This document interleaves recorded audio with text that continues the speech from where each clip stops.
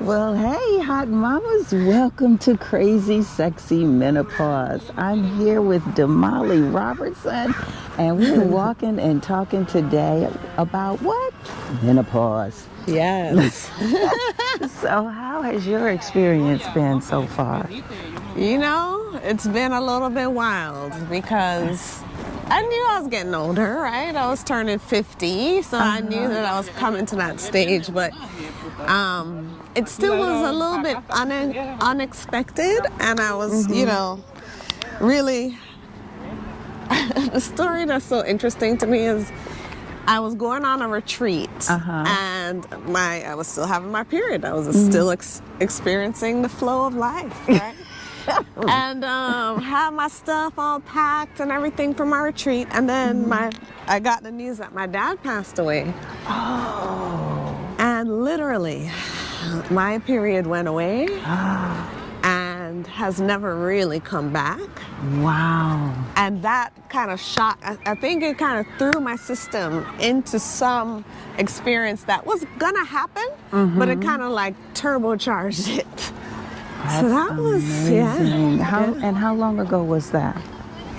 A little bit over a year and a half, he died in February 2022, so like a year and a little bit ago.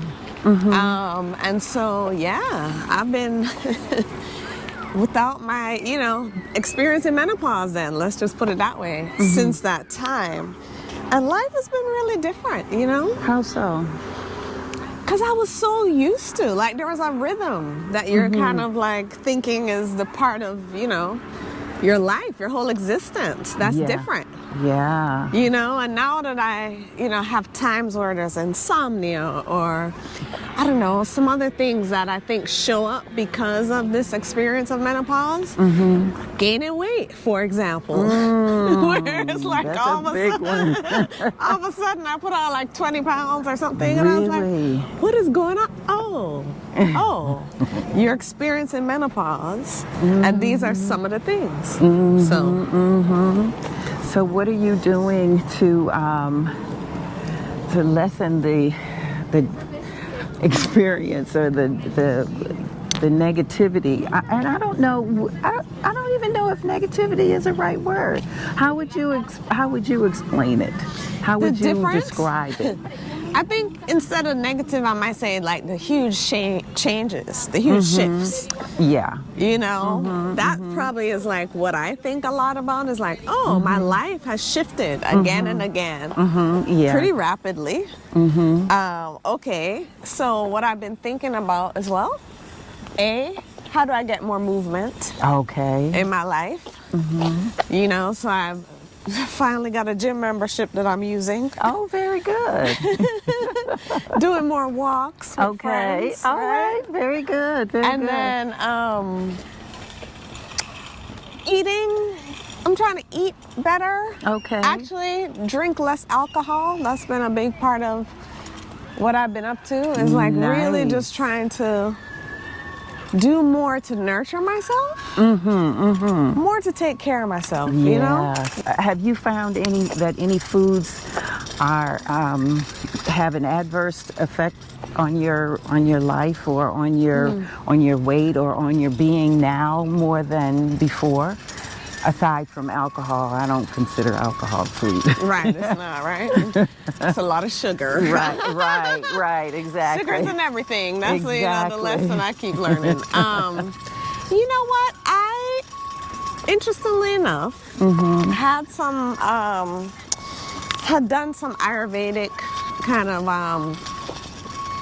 not studies, but explorations before I became menopausal. Research?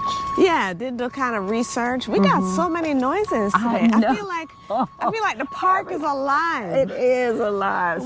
So, so the Ayurvedic stuff, I started to really look at what they call the doshas, which is a whole system in Ayurvedic science, and begin to eat, and begin to eat a little bit more in alignment with that. Okay. So I did that for a little bit, and still incorporate it at times. But I think that's the major shift, is trying to tune into what my body needs Okay. and really ask it the question, what do you need? Yeah. So that's been an adventure for me. Okay. Yeah. And so how has that been? It's been helpful because I think what I keep learning through this experience is that we truly are mind, body, spirit. And we truly do have a whole kind of thing going on within us that's always at play, including in our, I think I came up the wrong way. It may have been that way. Anyway, here we are at the top of the mountain. It is pretty over here. And maybe let's see if we go that way. Okay. I feel like there's Hold on. something, but yeah. There's like a little stream, but I feel like, anyway, Well, here we it's are. nice over here. Yeah, and it's kind of like We not got- expected to find this right in the middle of like Fruitvale, Right. Laurel. Okay. You know, Minister Sherry Murphy brought me here for the first time. Maybe it's over there. That could be it. He's gone. Yes. Okay. I think it is actually. So let's see what we find. Okay. Let's explore. Yes, We got a nice little hill in we there. sure do. But I realize that it's just your body's always speaking to you. That's what I realized. is. You know? And when we get to, when we get so involved in the busyness of each day, we totally forget about to listen to our bodies. So, it's wonderful that you are listening to your body at this particular time and responding to what you need or what she needs. Right. Yes. That is the work, I believe. So, and speaking of work, how did you resolve the grief from your dad? You know, Betty, I'm not sure we ever resolve. And so I think what I've done, the biggest thing I've done is made peace with that. Make peace with it. That I may never resolve or feel completion. Okay. But like so many other things, I think my grief was telling me something. So I think my grief was asking me to slow down, to take moments where I don't actually do anything else but feel the intensity of the sorrow. You know, this person was a significant person in my life. And so, you know, I have a whole spiritual belief system that life continues, you know, it's ongoing. Like my dad is absent from the physical realm, but present in the spiritual realm. So I have that. So it's to adjust to that was the biggest thing. I was like, I need to make the adjustment to accept that he is now in the spiritual realm. He's an ancestor. How can I make peace and accept while also still recognizing that I might be needing to cry some days? Because even though he's not, we want our dear ones or loved ones to be with us physically. And do you recognize messages from him? You know, you're about to ask a big question. Because I do readings sometimes with, you know, divinations. I have a person who does readings for me. Oh. And through those readings, I feel messages. And I was literally just playing, I record it when I do it, just to keep it to kind of be able to reference it again. And I played a little bit of it for my daughter last night. And the reading started out by saying, you know, here's a message from your paternal lineage. Wow. And I was like, whoa. And so many things came through that really just had a lot to do with what my dad wanted for me. And it was really, so I do think I get messages in that way. And then I think that intuitively, you know, I think we're all gifted with this intuitive sense. Yes. And I'm telling you, I think intuitively, there are always messages. Yeah. There's always something that he's, you know, him, my grandparents are like, pay attention to this, think about this, you know? Always so for sure. tap in. Yeah. Tap in, yeah. Yeah. Oh, that's beautiful. Yeah. That's beautiful. How do you feel that menopause has impacted your life? Ooh, okay. So I think I'm living vibrantly through doing the things that bring me joy and pleasure more than doing the things that are just duty, responsibility, Yeah. and making time for that. Spending time with loved ones, spending time with people who just light me up. Spending time like this in nature, making more time to connect with spirit in all ways, right? Yes, So yes. that's the vibrant part. And then the change, like there's many a person who probably dreads menopause. There's who feel like, ooh, this horrible thing, but My life is over.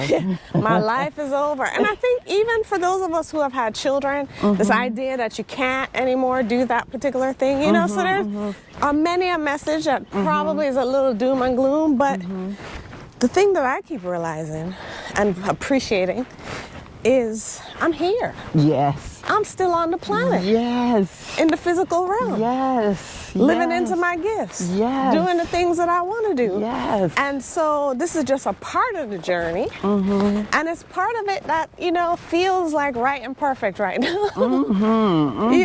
Uh-huh. Yeah. So I do have to say that those of us who have children, we're not necessarily sad that we can't have any more. Especially if they're grown. that's right. I remember when I came to a point when I was like, I'm good. Yeah. I've done it. And I honestly, I hold dear the folks who have more challenges having Yes. children or Yes. haven't been able to have children biologically. And so, I sometimes think to myself, it was really easy for me. And in some ways, Easy how?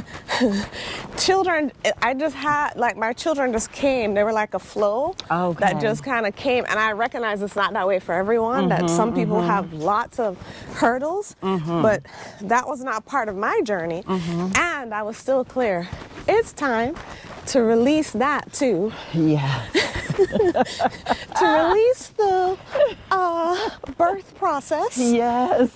To birth other things. Yes. Projects. Yes. Which is what you have going on. You're pregnant with, Yes. right at this very moment, with a business that Yes. is thriving. So Yes. talk about that. So, I spent a long time in what they call the nonprofit industrial complex. I spent a long time in higher ed, and I saw a need to think about those spaces in more liberatory ways. How can we create more freedom for people? So I do have a consulting business I do where, I support folks in thinking about that in those settings. And I recognize more than that, I'm an artist. Yes. With a perspective and a point of view. Yes, you are. Wonderful poet. All right, and Absolutely.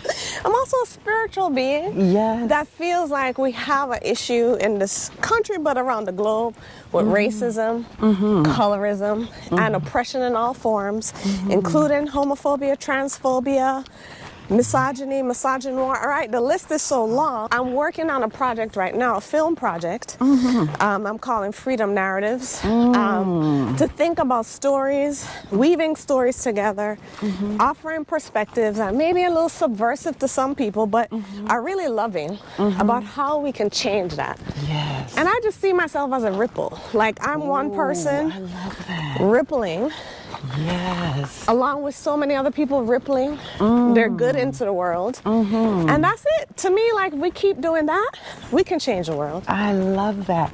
And you know what? It is each one teach one. It is when you know something, you learn something, you teach it to someone else. It gets ingrained in you, and then someone else learns from it and is hopefully impacted by it. And that's the reason why I have created this channel to share our experiences in menopause so that other women can know and see that they're not alone in this process, in this transformation this brilliant transformation and a new awakening. And so I'm seeing you. I've been to your events. Yes. And oh my goodness, it's amazing work that you're doing. And I love that you say you're a ripple, because that means that you're touching others and their trajectory is moving forward and higher as well. So, oh my goodness, Damali, that is absolutely wonderful. Thank you. And you are doing that, right? And Betty, I see you doing the phenomenal work around this area that you're talking about, crazy, sexy menopause. To me, you're doing that narrative change work too. Because instead of making menopause this heavy, horrible thing, you give it light. Yeah. And so I've appreciated what you've been doing. Well, I appreciate you for saying that, because it hasn't been my experience to know that it is a horrible thing. And, the way that some people portray it to be. And so I'm elated to know that there are women out there that have the same experience that I have had, that don't experience menopause as being a horrific experience, because that hasn't been my experience. I mean, yes, I have had a night sweat and it's not been uncomfortable, or I've had brain fog on camera. And so, it could be embarrassing, but hey, life happens. Life happens. And so let's just go with the flow. And speaking of flow, we're right next to some water, aren't we? A little creek, this place is called Sassel Creek, I believe. And the reason why I thought about this trail, and I'm glad we found it, is that Oakland is such a layered, vibrant place with so many elements. And we started out in that noisy park, and then we're like, whoa, and then here's this peaceful, it is so serene trail Look at next to it. I don't know if you can see this. I think so. But it is phenomenal back here. It's amazing here. It's amazing, and we're gonna.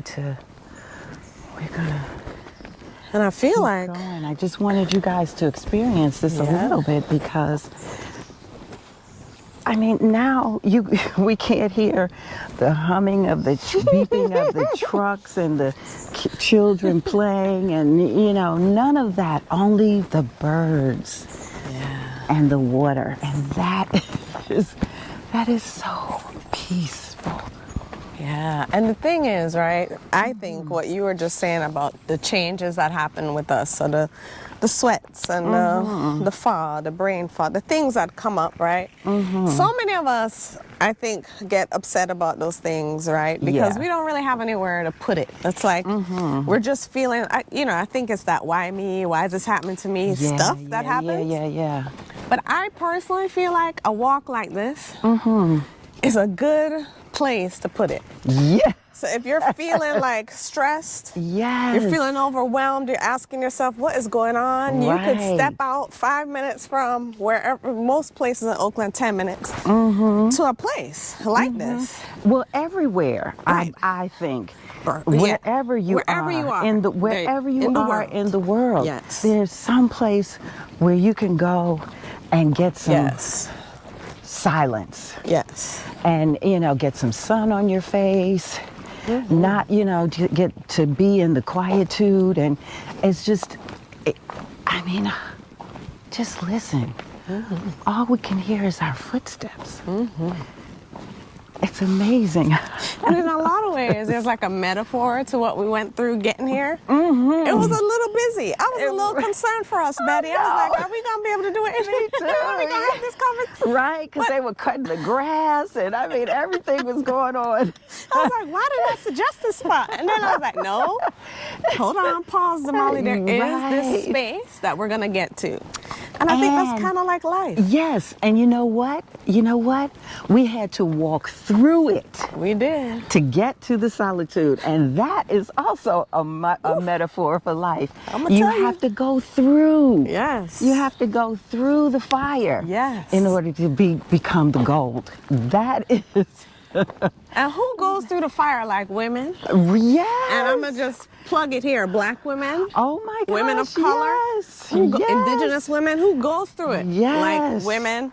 Oh my goodness. Of culture. Yes. Right? So we threw the fire and here we are. We are, yes. Yeah. So y'all listen, just welcome the fire.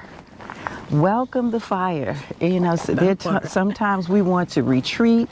Like yesterday, I certainly wanted to get under the covers. I was like, wow, why did I get up today? But I kept going. And here we are today in this beautiful, beautiful surrounding. And then, you know, hey, like we said, life happens. Life is always happening. Life is always happening. And it's going to continue to happen until we leave. Right, until we graduate onto the next thing, right? Yeah, that's the thing. Absolutely. Oh, this is so beautiful. So what is next for you? Good, you know, good question for that. I just completed, I was doing a master's degree, which is kind of what prompted me to start down the path of the filmmaking. Okay. I had a capstone project to deliver, which I just delivered. And Oh, congratulations. I'm complete, right? And Congratulations. and this is another thing too, like honestly, I worked full time. I did school.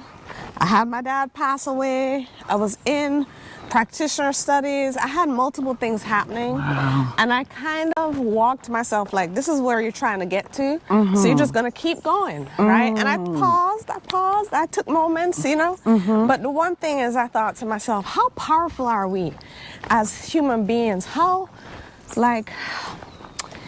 can we do things? We can do so many things and sometimes feel like the mountain is here and how are we going to climb it? Yeah. But it's one step at a time. One so step at here a time. I got to that part, and now I am going to work on producing this film. And I'm thankful that I have a grant from the Queer Women of Color Media Arts Project. And they're going to provide mentors and different training elements and things that I'm going to work with for the next year to really bring this film to fruition, to birth this film as we're talking about. Oh, yes. Yeah. Oh, that is so wonderful. Oh my gosh, I am so happy for you. And to be supported by so many communities to bring it to the forefront, that just lets us know that it is sorely needed.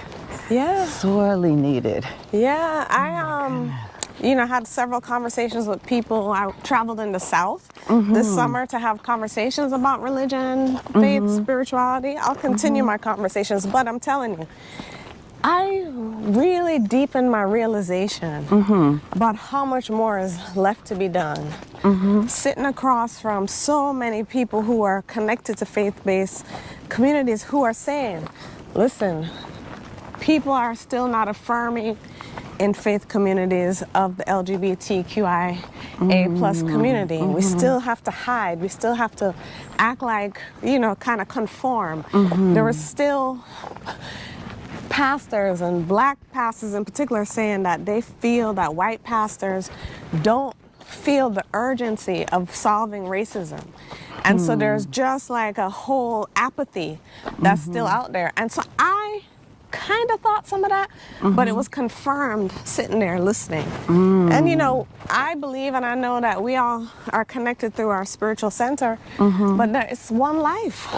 There is only one life. God, the universe loves everybody. Yes. And so I just, I'm here for that message, and let's see where it goes. Oh my goodness. Well, I am just so grateful for the work that you are doing in the world, and I am equally grateful that you did not allow menopause to stop you, but only to fuel you to move through. And man, I'm excited for you. I'm excited for what it is that you're doing in the world and how you are moving. And let me just say to those watching, if you would like to donate in any way to Damali's project, we will leave some contact information for you in the description below. And I just want to say, as we come back to the end, all of the noise has dissipated. I tell you, look at this. And it's amazing. It's absolutely amazing. And I'm so happy for you that you have joined us today. And if you have been blessed by this talk in any way, if you've learned anything or if you've enjoyed what we've had to share, I just want to say subscribe. Yes. Subscribe, like, share, and listen. Don't be afraid of menopause. Don't be afraid of perimenopause. Don't be afraid of any part of the menopause spectrum, because it is only your new awakening. And so, as I say, signing off, see you later. And remember, it is your life. Live it well. Thank you.